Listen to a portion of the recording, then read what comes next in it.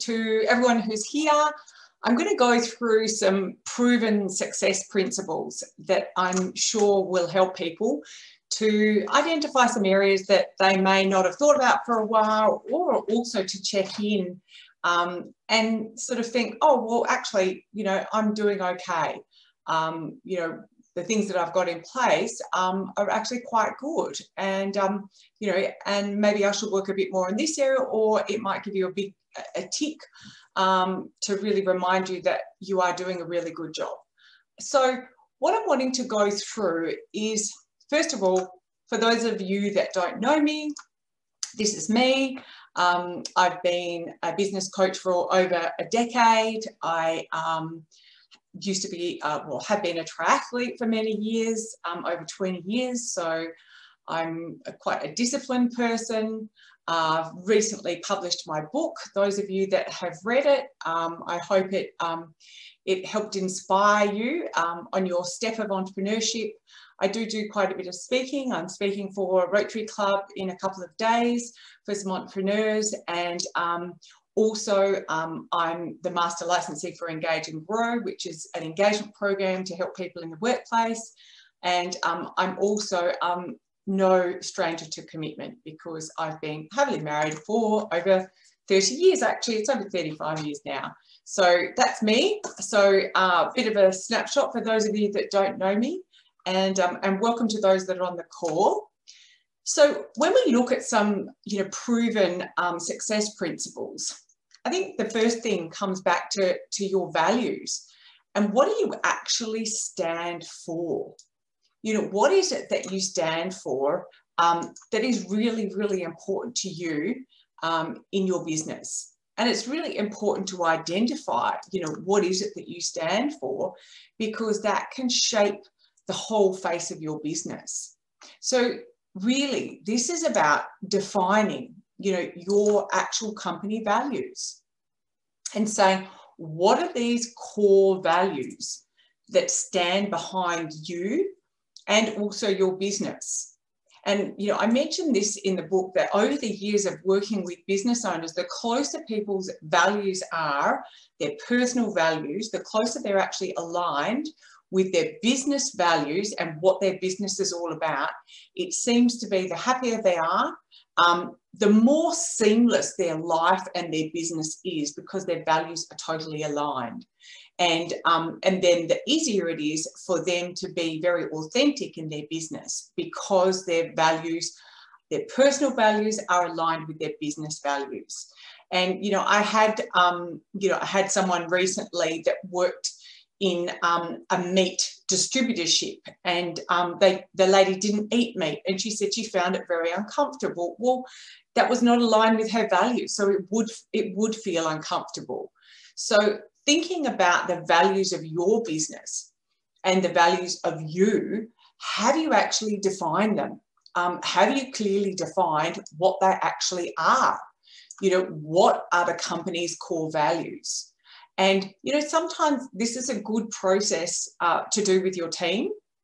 So sometimes it's worth getting the team together and saying, okay, you know, what is the heart of our company?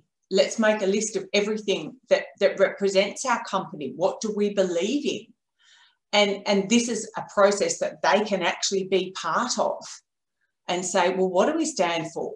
What is the values that represent our company, our organisation? If we were a person, you know, how would you best describe your organisation? Because the values of you and your organisation, they're reflected in everything you do. And, you know, people have heard me talk about, you know, having a business plan. It's really important to have a business plan, and underpinning that business plan is your values. So make a list, you know, of what are the core values that your company stands for? Are they aligned with your values? And if you can, get the team involved. And then the next step is to look and say, okay, do our values align with what we do? Are we aligned? So by that, I mean, are you aligned with your behaviours that you do? So if you're saying that, you know, clients come first, that's one of our high values, well, do they really come first? Do you put them first? Or is it all about the money? Or if customer service is number one, do we actually put customer service as number one? So just identifying what they are and looking at what are the behaviours that are actually reflected in these core values, and making sure that we are all aligned with that, and that the people that you have working in your team are also aligned.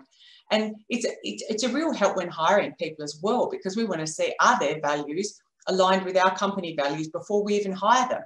But if you don't know what the company values are, it's going to be really hard to identify whether this person we're interviewing is aligned with those values if we haven't actually identified them. And my recommendation is always get examples of behaviours, if you are hiring someone, that give evidence that they are aligned with those values, because then we've got clean evidence that says, yes, you know, we are aligned with that value. So it might be, you know, that someone, one of someone's values is helping people. They love helping people, and they've told you that they love helping people.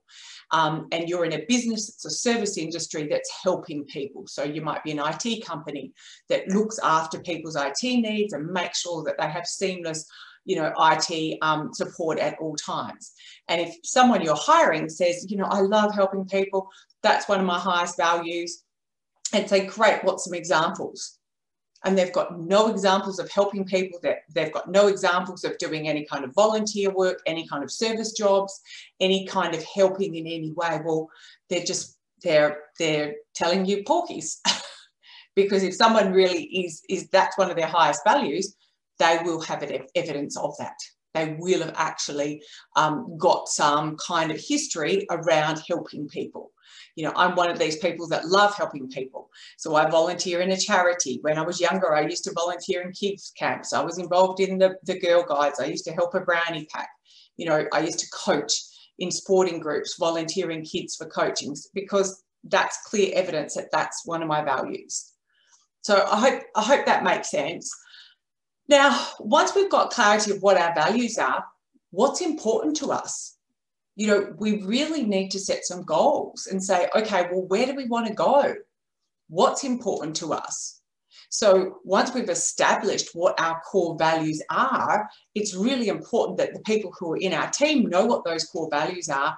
And then the next step is to have some clear goals of where are we going? If these are our core values, what's our journey? Where are we actually going?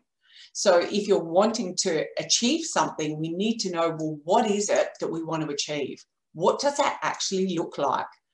And, you know, I often use Google Maps as an example. If, you know, you're wanting to go on a journey, we need to know where you're going.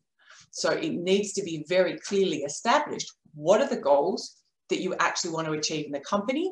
And are these goals shared with all of your team? And in the business planning process, when we look at the team and some of the things I say is, you know, what's the goal for them in the next 12 months? And if you don't know what that goal is and they don't know what that goal is, it's going to be very hard to actually achieve that goal if nobody knows what it is. So do you have clearly articulated goals in your business that are aligned with your values? And have you actually shared these with the team and discussed them? Are these clearly defined? And have they been discussed with everybody? So, you know, when we look at following goals, you've probably, you know, all heard about the SMART acronym before. Often people will say, we want to get more clients. That's our goal. Our goal in this team is get more clients. Well, that's really not clear enough. We need to be specific and say, okay, how many more clients do we need? Or the goal is to have a response time under this amount. Well, okay, what's that time amount? So the goals need to be very specific. We need to be able to measure them. They need to be achievable. So, you know, I've seen some people come to me and say, oh, my goal is to achieve this. I remember a cleaning company wanted to do, you know, X amount of cleans. And then I looked at how many people he had. And then we also looked at how many hours they were working every day. And it wasn't actually physically possible. So if we're going to be saying, we want to achieve this goal, it needs to be reverse engineered to say, is it possible? It's like saying, you know, I'm going on my Google Maps and I'd like to get to, you know, Madagascar by tomorrow. Well, how are you going to get there by tomorrow? You know, is there a flight going there? You know, have you got a boat going there? How it needs to be physically possible. It also needs to be a relevant goal. One of the books that I think is fantastic with goals is the 4 Disciplines of Execution. That book is brilliant because it really talks about what's that one goal. That's Covey, I think, wrote it. What's that one goal that is really going to have such an impact that so many other smaller goals will fall into place. So it must be relevant, and then there needs to be a time so that we know what is that time frame that that is going to be achieved by. And it's such a simple thing. Having goals, setting goals, having some time to actually achieve this goal, making sure it's specific. But so many businesses don't have them. So many people don't have goals in their life. And it just really helps keep you laser focused on where you're going, and it helps you to check in with, am I on track or not? So the other thing in relation to goals, which back to the book I just mentioned, the 4 Disciplines of Execution, they also talk about this, which is have a rhythm. What is that rhythm of that goal? Have a rhythm that sets the cadence for the production that is needed to achieve that goal. So whatever that goal is, there must be some kind of a rhythm that we can check in on and see, have we achieved that or not? Are we on track or not? So the whole team needs to know, what is this rhythm? What is the cadence that will measure the productivity and will measure our on a scale of where we're up to on actually achieving this goal. Some people call it KPIs, key performance indicators, but you know, I really like to make it not so I suppose not so clinical, and say, get into the rhythm. What's the cadence and rhythm that will tell us we are on track, and who's accountable for measuring that? Who's accountable for sharing it? Who's accountable for having the regular meetings and saying, how are we going, team? This is how we're going. This is where we're up to. The scoreboard needs to be very, very clean, and it needs to be shared with everybody so we know we're ahead of time, behind time, and we can tweak it. And then that means that the actions and strategies that we're doing in order to achieve this goal are checked in on regularly, because then we can say, yes, we are achieving it, we're on track, or no, we're not. Okay, well, if we're not, let's change the strategies. Let's try this strategy for 3 months. And as we keep checking, if it's working, fantastic. If it's not, let's look at trying some different methods, different strategies to actually achieve this goal. But if we have a goal, we don't have any kind of cadence of productivity, we don't have any kind of rhythm of checking or rhythm of a regular team meetings to check in on, it's going to be really hard to actually achieve it and give yourself the best possible chance. So really, really important, and so simple, and so many people don't do it. I know it sounds crazy, but so many people just don't have goals, and they don't set a cadence. They don't choose what's the productivity measurement, and they don't check in with the team once a week or once a fortnight or once a month to check in on how we're going and what are the actions that we need to all be doing that will directly impact that goal that we're looking at achieving, and that productivity measurement that we're measuring. So if you're not doing it, I would urge you to write that down as a key action. So then the step down from that is, okay, we've got this goal, but what is the marketing plan behind that? This is the strategy. You know, what is the strategy that is actually going to give your product or service that you're wanting to get out there the best possible chance? What is that? So often people will say, oh yeah, we do a bit of Facebook, or yeah, we do a bit of LinkedIn, or we have a bit of SEO, but there needs to be a whole strategy around that, which all stems from your goals. It stems from your values, because in the marketing plan, there's a lot of representing of your company. And that needs to represent what your values are. It needs to represent the core essence of your business. It needs to reflect that. So having that marketing plan is really the strategies, the detailed strategies of how you're actually going to achieve your goals and how you're going to keep your customers coming back and back and back. And that's the action plans that all of the actual team are checking in on when they're regularly checking in. And, you know, when we talk about a marketing plan, there's actually, I see two parts of that marketing plan. And I'm not going to go into massive details on marketing because this is not a marketing workshop. This is key success principles. But when I look at companies that are very successful, they all have a really fantastic, detailed, clear marketing plan. So there's two parts of a marketing plan. One part is marketing to people who you suspect that you can help. These are people who are not your current clients. But then there's the other part of the marketing plan, which is current clients that you already have, which is looking after them very well. Now, I call it a customer support plan or a customer service plan, which is part of your overarching marketing plan, which is how are you looking after your clients so well that they will want to tell other people about your service, that they'll want to tell their friends, that they have to deal with your company because your company is so amazing. So when we look at the marketing plan, is your marketing plan all about getting new people, or is it half and half? Is it about getting new clients and attracting them, about how you're unique, about, you know, how innovative you are, about, you know, what your company actually represents?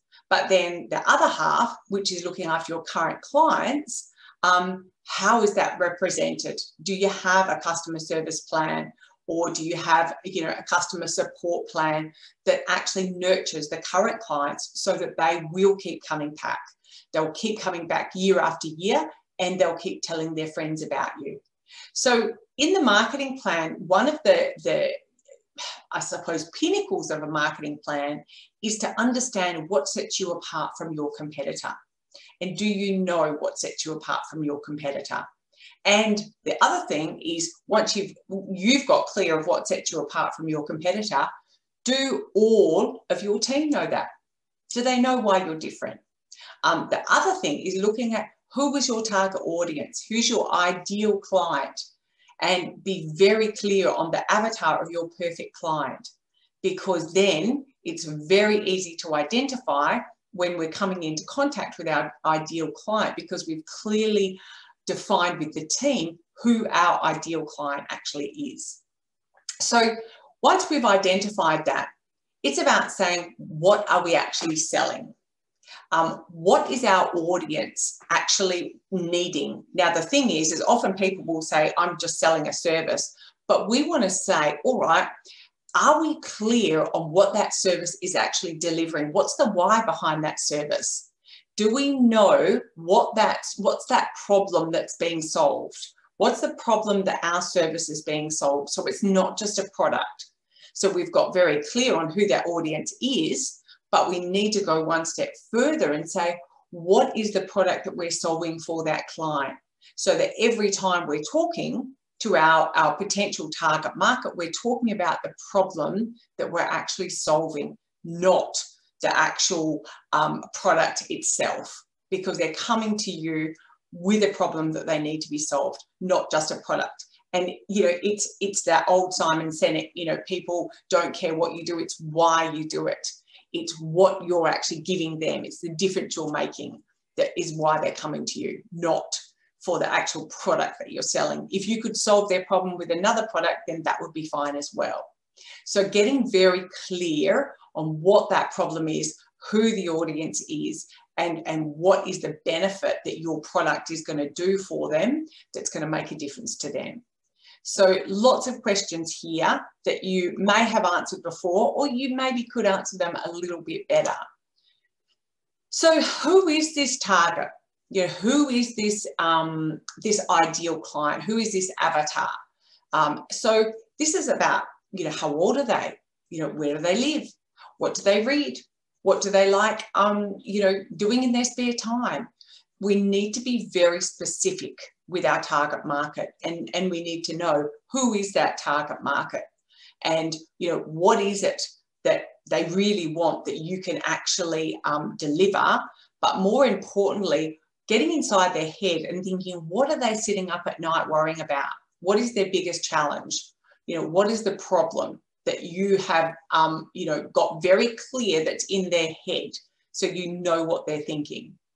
So having that clear is going to make a huge difference with your marketing plan, because you're going to know where they are, you're going to know what's in their head, what are their problems in their head, what their geographic location is, what their gender is, what are their professions, where are they hanging out, what do they enjoy doing. And then that's going to be so much easier for you to actually communicate with them. And when you're actually communicating with them, understanding, you know, what is it that sets you apart? You know, I mentioned this briefly before, but what is it that really sets you apart from your competitors? So when your potential clients are speaking to other potential service providers, what's the difference between them and what's the difference between you? And when was the last time you did a competitor analysis? What is it that they're saying compared to what you're actually saying? So there needs to be a why behind it. And stories tell. Stories are actually connected with our heart. So having a story behind your company is a really powerful way to set you apart, because then that's your story of how, you know, your company is different. That's your story that's related to your values and related to your company why. And so if you have a story, then it means when your prospective clients are speaking to other competitors, no one's going to have your story, because that sets you apart. So think about what is it that does set you apart. And, you know, sometimes it's good to ask your team, do they know what is your story that sets you apart from your competitors? And when you're looking up Google and seeing who else is coming up at the same time as you in your search, what is their story? And is their story more powerful than yours? What's the difference? Why would they pick you above them? So, you know, by doing that kind of research, it will give you a lot of insight into, you know, what's the difference between you and them and why your conversion rate is the way it is, and not potentially a higher one. Or if it is very high, maybe you've got a great story. So it's something that all of your team need to know. What is it that sets you apart? When we talk about your team, and I've mentioned them quite a few times, it's making sure that they all have aligned values, making sure they know what your company vision is. So we want to have a dream team.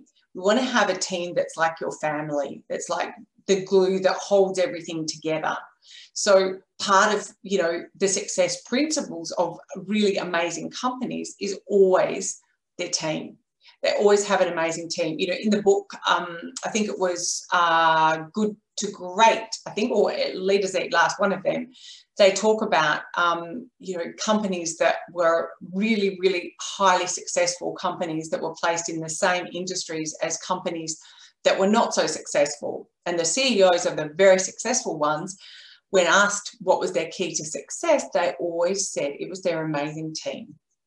And, you know, there's no I in team. So it's about, you know, looking at that collaborative family that is behind your business and saying, how can we work as an amazing team and step it up to the next level?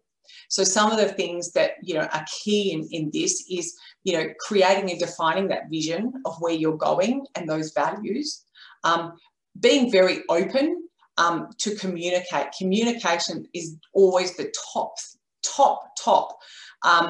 point that comes up in a discussion of saying, what would we have to be, what would we have to change to be number one in our industry? Communication always comes up first, and that's internal and external communication. So amazing high-performing teams always have high communication. Promote performance. People are very much aware of performance levels and setting standards and having goals about performance. The other key element of a highly successful team is cultivating a learning environment so that people are actually encouraged to learn, and it's part of the team process. Is learning is actively encouraged. The other is being transparent with results. being very clear about results. They've done studies on companies that share the results of the company and others that don't, and having full transparency has always been, you know, a better outcome. People like to know what's going on. Are we doing well in the company, or are we not doing well? If we're not doing well, it's a great way to pull the team together. If we're doing really well, it's a great way to reward and encourage people to step up to the next level. So if you're thinking, you know, how do I motivate my team? You know, how do I get this dream team? I've just given 1, 2, 3, 4, 5 points that if you don't have in place, I would urge you to work on them. So create and define your vision and values, increase the communication, promote performance standards, and have a cultivating learning environment, and also be transparent with company results. So they will help. And then if we say, well, how do I actually motivate them? You know, what can I do to motivate my team? You know, when we look at the science of motivation, there's 7 neurological motivators. And I'm not advocating pain. I don't think that's a really good one, but it is a neurological motivator. It's a basic one. Pleasure's a great one. Reward. Punishment, no, I don't think that's a good idea. Positive neurological motivators always work better. Self-direction, self-improvement, and transcending purpose. So these are the 7 key neurological motivators. So, you know, if you're having people mentor people, that's transcending purpose. That's helping them to develop somebody else in your business. So that's going to give them a huge sense of motivation. Self-improvement, that goes back to the learning. That's going to give them a huge sense of learning and self-satisfaction in their job. Self-direction, that's when they have autonomy to be in charge of their destiny. Getting reward and recognition, just a pat on the back, or, you know, a team lunch. You know, there's lots of rewards that people can give people. They don't have to be huge. So these are some clues on how you can motivate your team a little bit better, that are successful ways of getting them up to the next level. We also, looking at the science of motivation, we have 6 core human needs. And again, all of these can be part of their work environment. Then they can be part of their team. Love, variety, growth, certainty, significance, and contribution. There's 6 core human needs.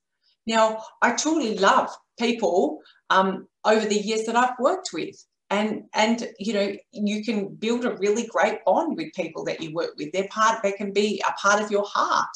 You know, Renee, who runs my office, I love her. She has a part in my heart. She's part of the family. We need to create variety in our work that we do, have some kind of a personal growth opportunity. Certainty is an important one, and I think through COVID that's been hard, but whatever certainty you can give your team is going to help. Significance, having people know why are they significant, what are they doing in their role, how important is it, and contributing. Knowing where people, and one of the things I advocate is have an org chart of where everyone sits in the family tree of your business, of now and also of the future, so that people know, okay, where are they actually going to? Where are they taking their business? So that they can see, yes, there is significance, there is contribution, I am on a growth path. I've seen organisations have the org chart of now and of 3 years and of 5 years, and every time I've seen it done, they've exceeded it every single time. So these are these basic core human needs, and if you can put them somehow or rather, lace them into the workplace, that's going to motivate your team a lot more. And, you know, I use all of these in the workplace, and I recommend them with all my clients. The last part of motivation is learning, and learning through discussion, through experiencing, and through teaching others. That's also part of the science of motivation.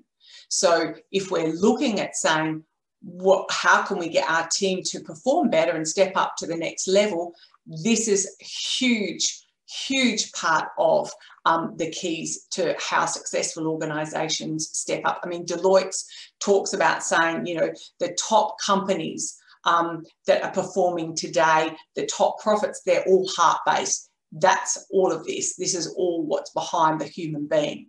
That's all putting them at the heart of the business. So I hope that helps, and I hope everyone's taking some notes in relation to this. So when we look at this team that we've got, this family, it's really important to measure some things so people know how they're actually doing. So attendance is a good indicator of how inspired are they, how engaged are they, how motivated are they. So attendance encouraged is a great way to motivate people as well. So I have some companies that give people bonuses when they've had least sick days, things like this, least days late, this sort of thing. The other is efficiency.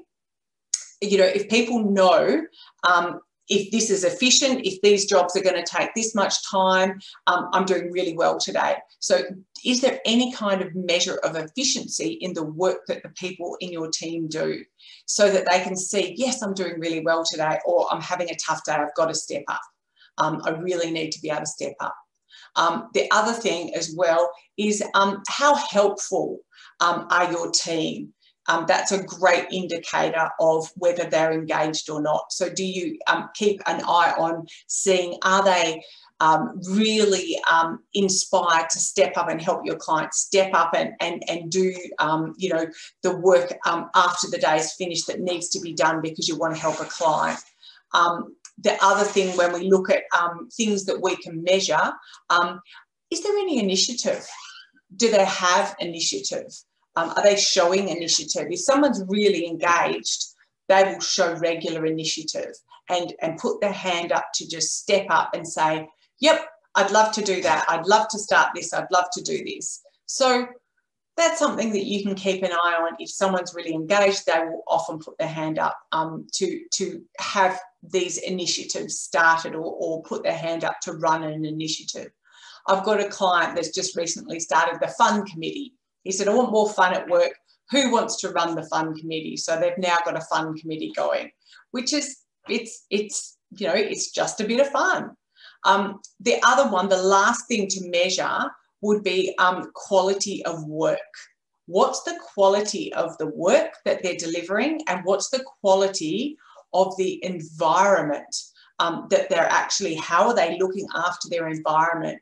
So these are areas that you can measure your team to get an idea of, are they really engaged or not? So 1, 2, 3, 4, 5 different measurements to keep an eye on checking in if your team are engaged. So one is attendance. If someone's really poor with attendance, maybe they're not engaged. Efficiency. Do we have a way of measuring efficiency, and are you measuring it, and how efficient are they? How helpful are they to put their hand up when it's not their role? Are they showing any initiative? And what's the quality of the work like that they're delivering?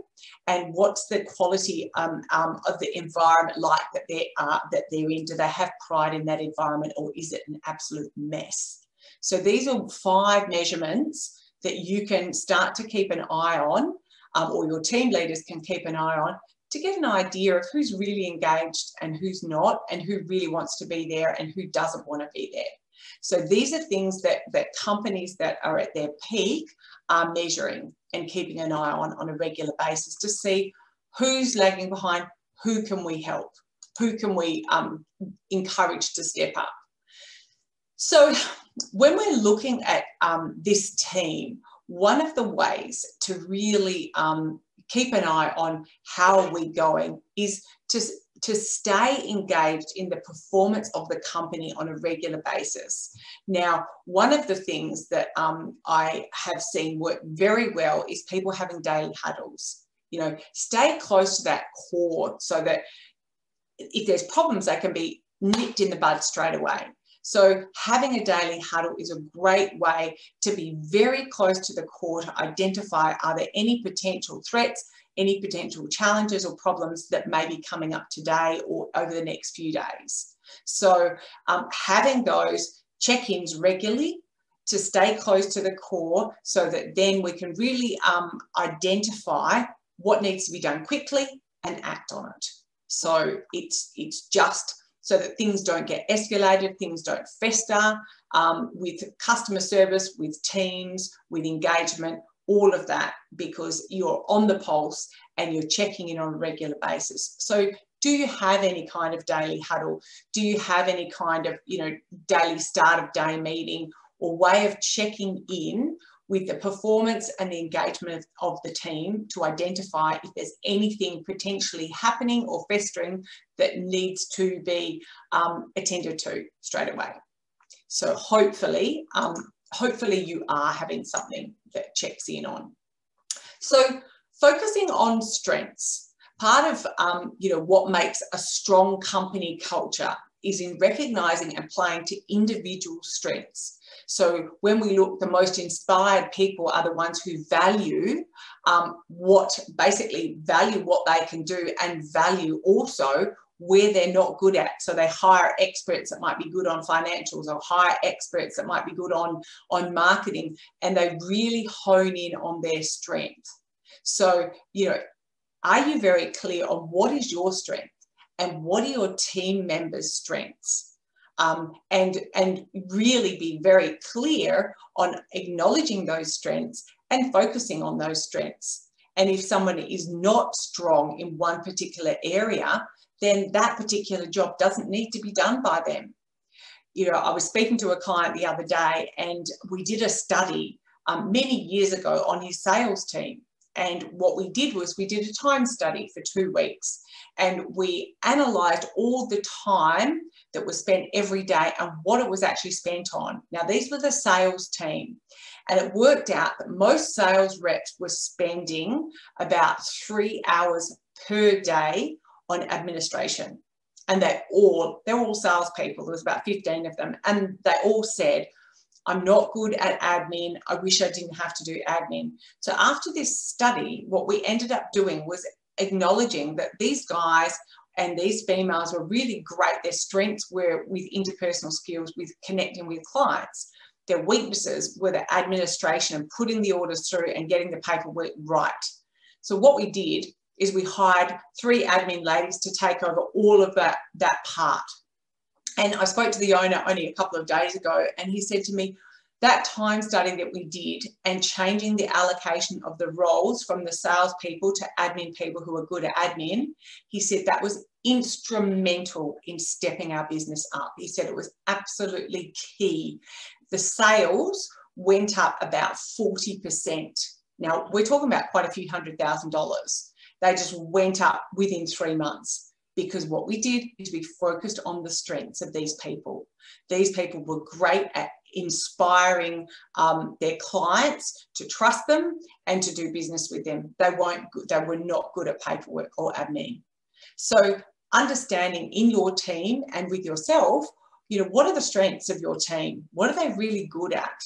And focus on those strengths, and also acknowledge what they're not good at and don't get them to do it. Get somebody else to do it and focus on where their strengths lie and how we can use them and mentor other people to learn in that area as well.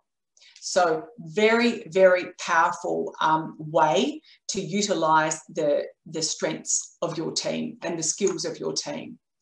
So when we're looking at how we can be at the cutting edge of your business and your industry, as the world of business is ever changing. One of the things about highly successful organisations is for them to stay at the cutting and continual edge of innovation in your industry. So what is in place in your business to find what is the new initiatives, what's the new technologies, what's the new learnings? How do you stay up to date with the trends in the market in your industry? Because one of the, the factors of one of the elements of highly successful companies around the world is that they are at that edge.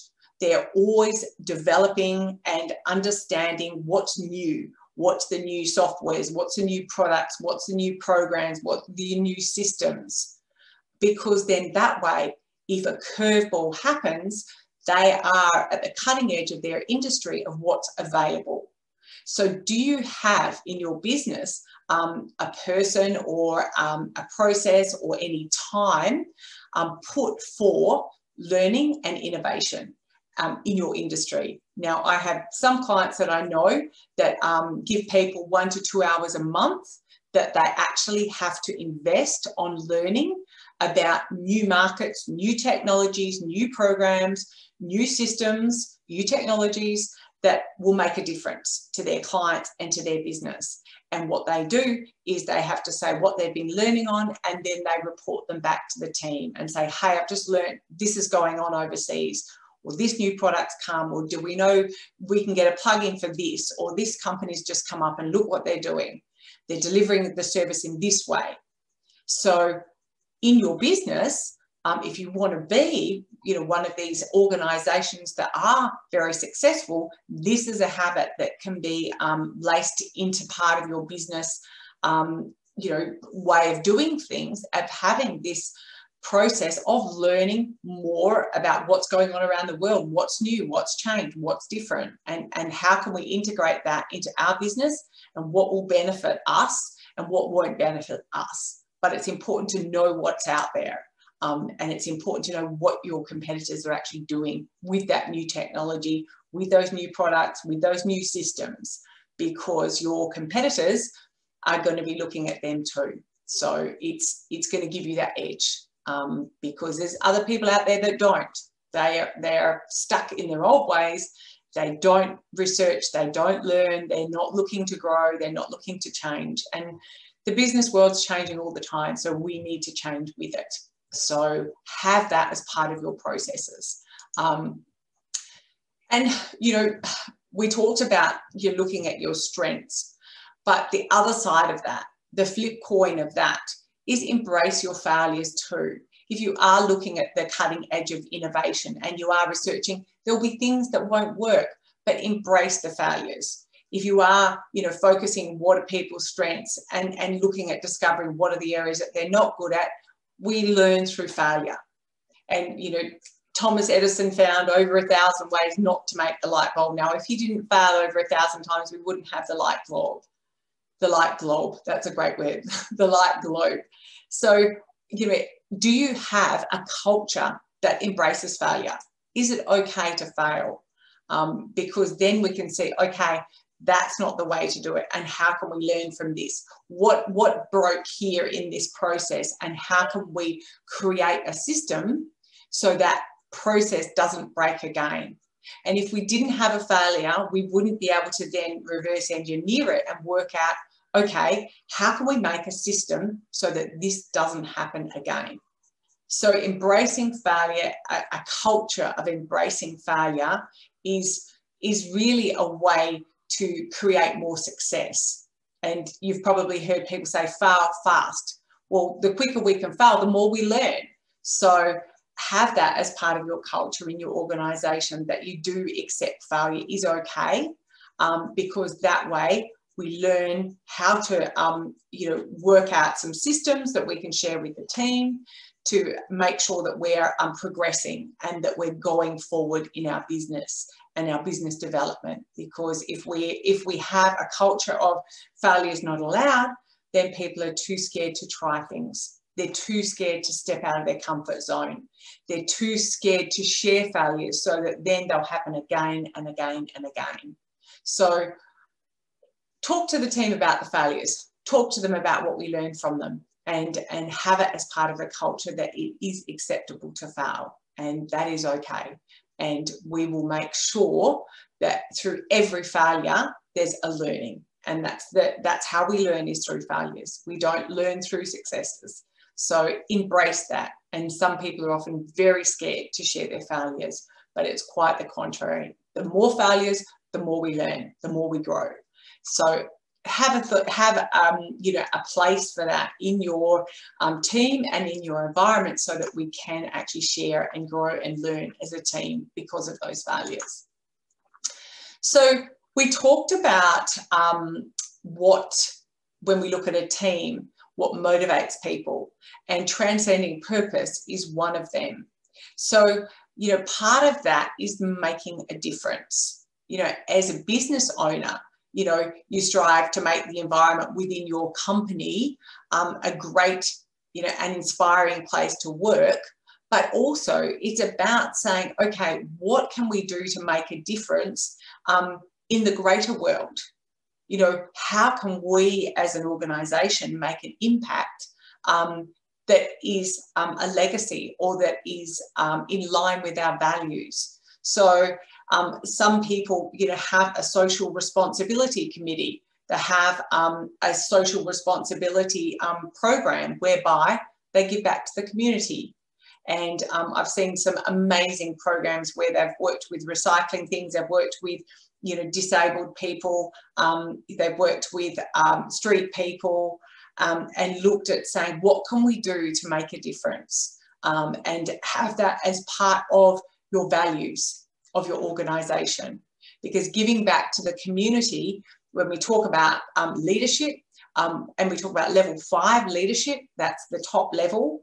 Level 5 leadership is about making a difference that's greater than ourselves, that's greater than our own ego. And companies that have that as part of their values and ethics, that they do want to give back to the community and make a difference, this is about leaving a legacy, not just making a profit. And this is about connecting to the people's hearts in the community and the people that work there.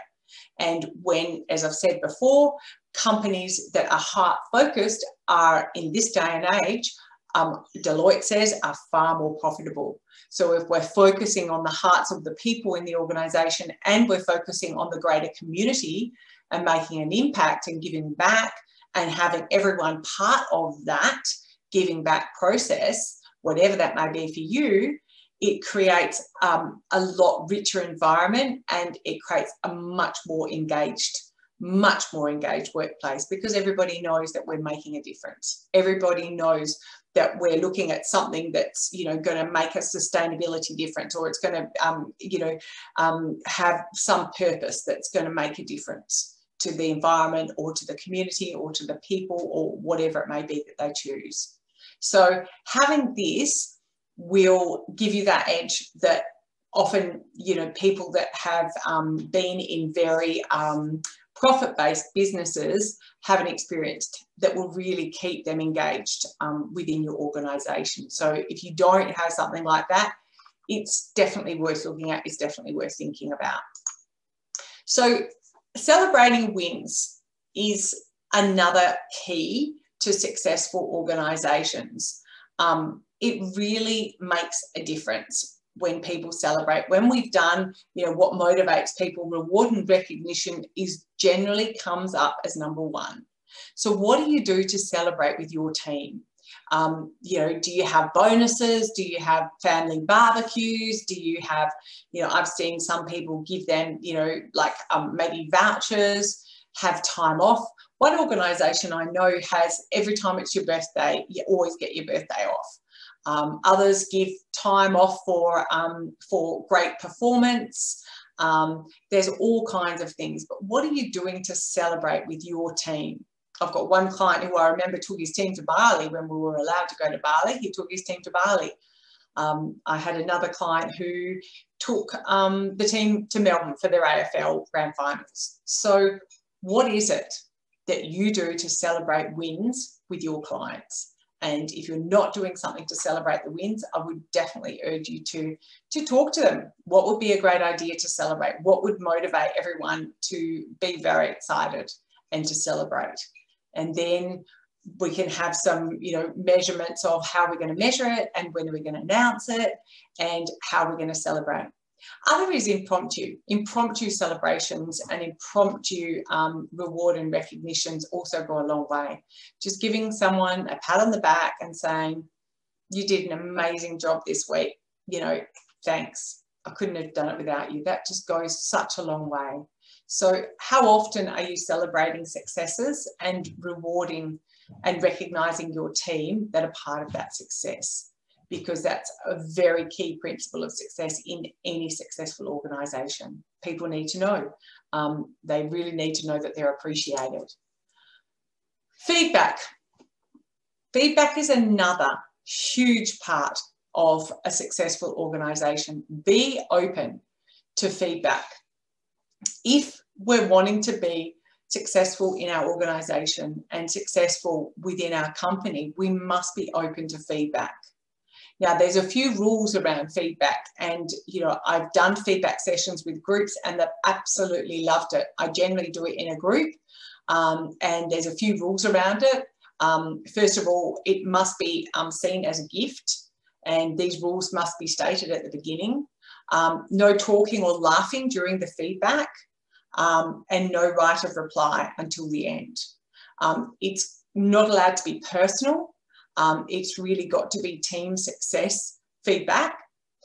Watch your body language when you're giving and receiving feedback. Clear the air at the end. And if somebody needs some kind of a one-on-one afterwards, as their upline, it's important to offer it to them.